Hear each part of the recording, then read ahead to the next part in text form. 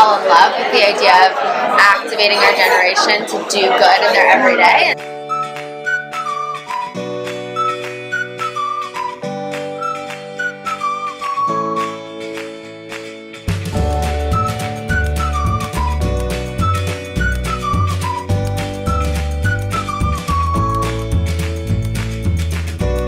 So I obviously have heard of Enrou. I'm a huge fan. I told you guys this. I love the idea. But there are a lot of people who probably watching who have never heard of Enrou, and I'd love for you to just explain what it is. Yeah. So Enrou is an online marketplace, really full of stories of products that are created in developing communities all around the world. So it's about discovering amazing jewelry and coffee and clothing from all around the world, but really more importantly, meeting the maker of your product. Figuring out who that person is, where they're living, where they're working, but most importantly, how your purchase directly impacts their life for that exact moment, their kids, and their community for generations to come. And how it really works is we partner with organizations like Enrou, who are on the ground and have been there for a while and really understand the needs. So by partnering with them, we're able to provide structure in a more tangible way than just purchasing and leaving. Yeah. So we work in this dual impact world, which is we individually invest in individuals by purchasing. And then the secondary is these partners provide community infrastructure to help build that area. So it could be women empowerment, education, healthcare, ending sex trafficking in a certain area. And that's really how we're able to utilize product as this great tool to create impact and be able to work with so many different areas and places at the same time. So. In selecting which causes you were going to support, are there certain ones that really were special to you that you feel more connected to, or? In the selection process, it's pretty organic because we get to work mostly in terms of what our partners already do. So it's collecting and organizing what they do into stories, but I don't know if I have a favorite cause. I think women empowerment is so relevant right now because you really see this immediate impact of giving women skills and resources and training and seeing how that manifests itself in the community and the next generation. So I'm a big fan of, empowering genders, but yeah, for us, our end goal is to reduce maybe one day end global poverty, and all of the causes that we support, all of our impact partners kind of fall into, all contribute to that great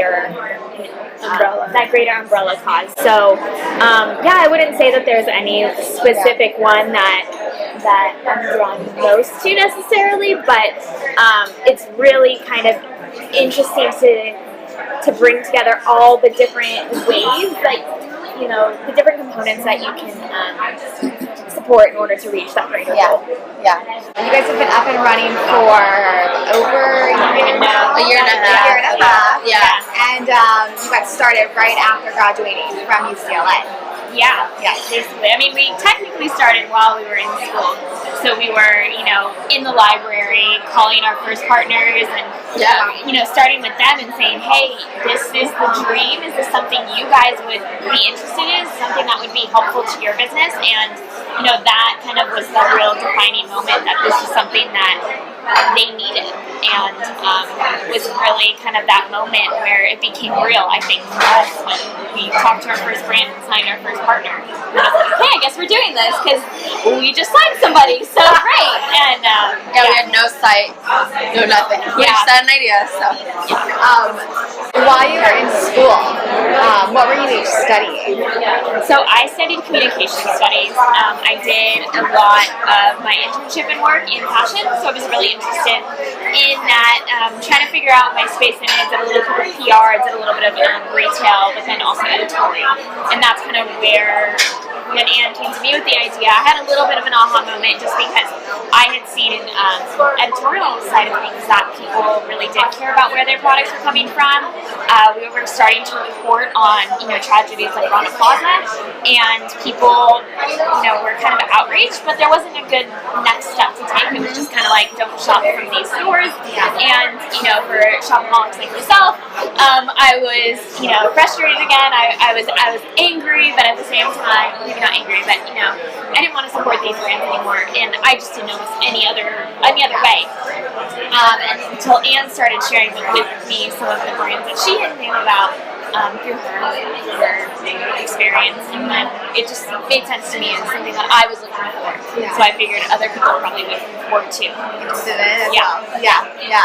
I actually studied international development, so it was pretty on a straight path to that. I'd worked with invisible children and worked alongside Charity Water and just fell in love with the idea of activating our generation to do good in their everyday. And so I studied it in school and walked out with a great education, but also with a lot of questions. Yeah. When you study that, what is aid? What is impact? How do you really create impact? You come out with a lot of questions. And so I think that background really brought me to realizing that it was about individual, really micro level opportunity and access, and then pairing that with community building, which is what all of our brands and all of our products do, is this dual impact. So that's how my studies, I think we combined it oddly enough to work.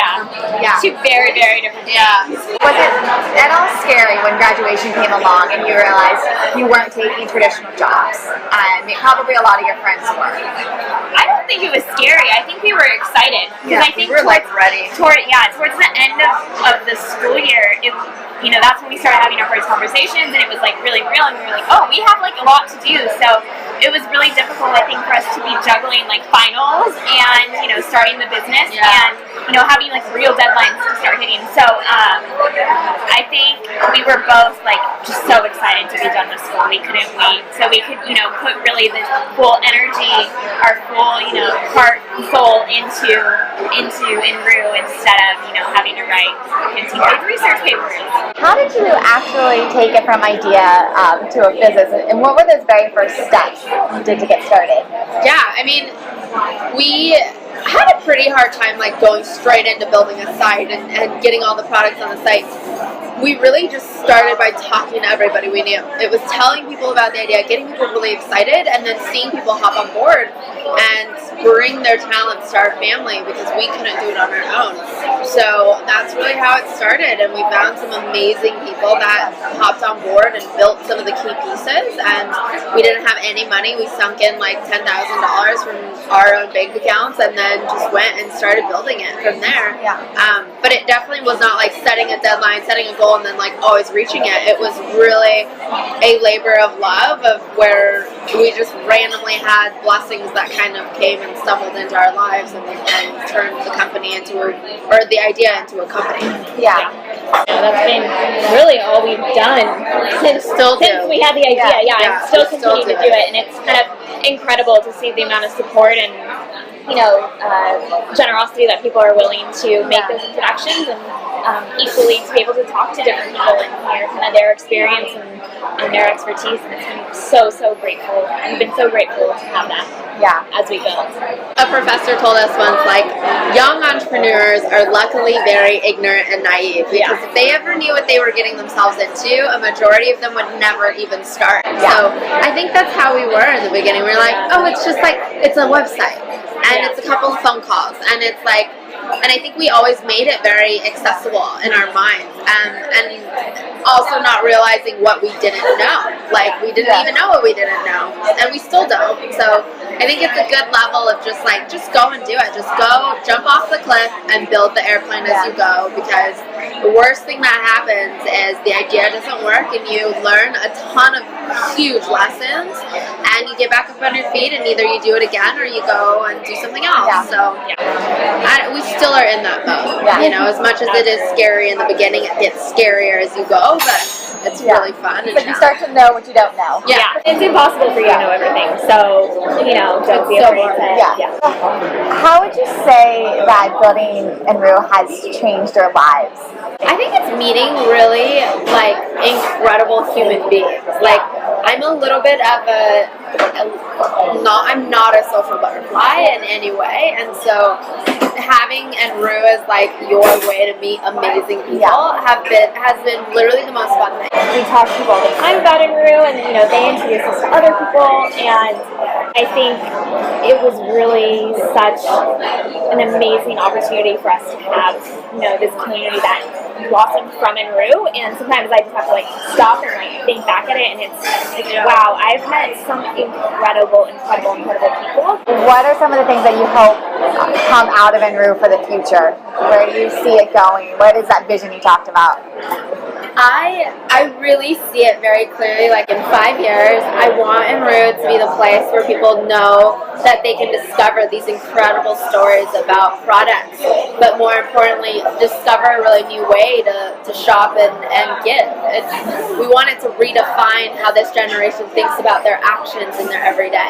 So I want us to be in stores, in person, online, everywhere, and accessible to everybody, but really have this amazing, immediate emotional connection with people of do good for you and the world in a really revolutionary, radically different way. So.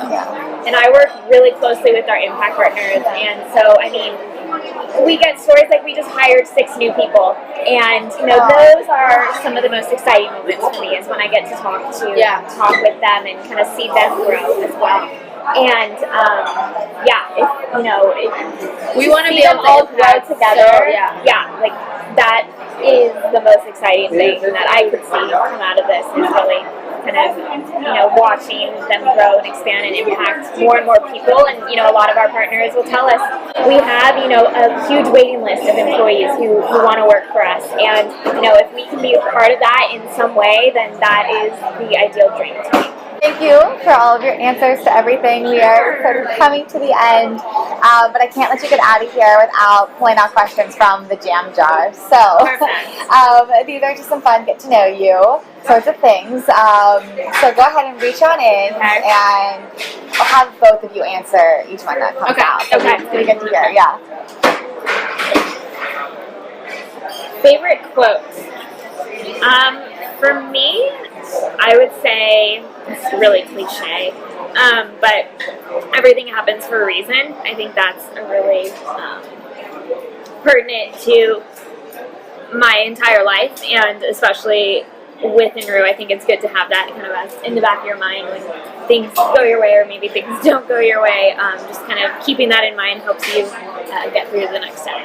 That's mine. It's cliche, but I like it. Mine is all great achievements take time, just because I am a very impatient person, and I'm like a huge dreamer. I love going crazy. She always pulls me back in, but it's a great reminder that things take time to build, and great things take a long time to build, and that's okay. All right, are we taking Let's go another one. Yeah. Oh no. 2. Here, I'll put that one. Okay. Okay. Ooh. Favorite drink to toast? That's a good question. I can do mine. Okay, go. I don't drink any alcohol, so I love kombucha. Ooh, yeah. And it's like my sister makes it at home by her, like on her own. It's so good. And then for my birthday, the girls always buy me kombucha because I don't drink anything else, so I toast with that. It's like baby alcohol. Like it has like little tiny percent. Yeah, it's teeny tiny. And you can make it yourself. You can make kombucha beer, which is like I don't even know how you would make it yourself. That seems complicated. Yeah, it's fun. You have this little thing called a SCOBY, and it's this like mama thing that grows. Anyway, it freaks you out, but it's a tea. It's a fermented tea. Yeah. I really like red wine. Yeah. I lived in Spain, and when I went to Spain, I didn't really like wine, but I was like, if I'm living in Spain, I have to like wine. Yeah. So that was kind of the goal, not the goal of being there, but like, yeah, so I really enjoy red wine. Yeah, you completely have to like immerse yourself in the culture. Exactly. Okay, I'm going to have you answer something that's not in the jar because we were talking about it. Okay. You both said you love lipstick. And you had asked me what color I'm wearing, which I didn't know, but I'll have to get back to you. Do you guys have favorite lip color? Favorite lip shades? I really love Dragon Girl from NARS. I don't know if I have an exact color, but all the ones I have are like a really hot pink, a really dark maroon, or like a bright orange. Cool. Well, thank you, both of you. Thank you. So fun. And Enrou.co. Yeah. Or .com. Or .com works. Okay. Totally. If you know, you're in need of a little gift for yourself or somebody else. I like to ignite change. I like to bring people together. I just, you know, I'm sort of that person in my, you know, professional and personal network that loves just genuinely, you know, curating and bringing people together.